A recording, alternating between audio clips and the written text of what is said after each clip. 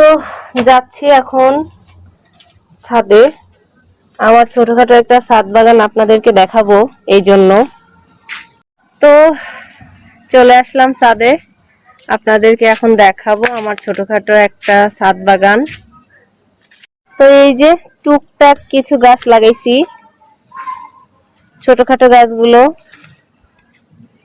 কেমন লাগতেছে আপনাদের কাছে অবশ্যই জানাবেন। আর এখানে কিছু কিছু অপরিচিত গাছ আছে আমার, আমি নিজেও এর নাম জানি না।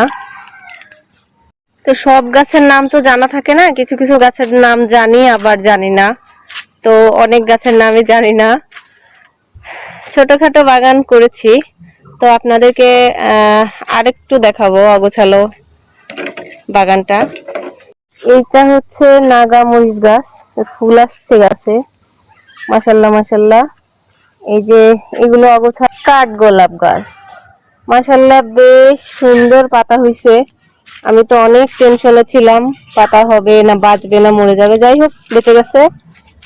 আর এই যে গোলাপ গাছ, আর হচ্ছে এই যে আমি বস্তার মধ্যে কুমড়ো গাছ লাগাইছিলাম।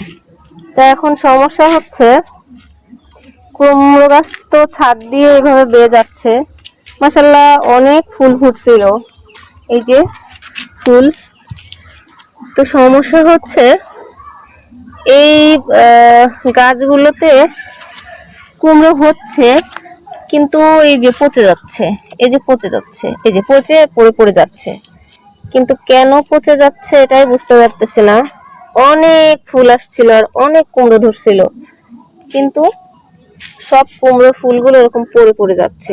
তো আমার এই কুমড়ো গাছের কুমড়োগুলো কেন নষ্ট হয়ে যাচ্ছে, যদি কেউ জেনে থাকেন অবশ্যই কমেন্ট করে জানাবেন। এবং আমার কি করণীয়, কোনো স্প্রে করা লাগবে কিনা একটু জানলে জানাবেন। এবং আপনাদেরকে আরেকটা গাছ দেখাবো, পুঁইশাক গাছ। তো চলুন আমরা পুঁইশাক গাছটাও একটু দেখে নিই।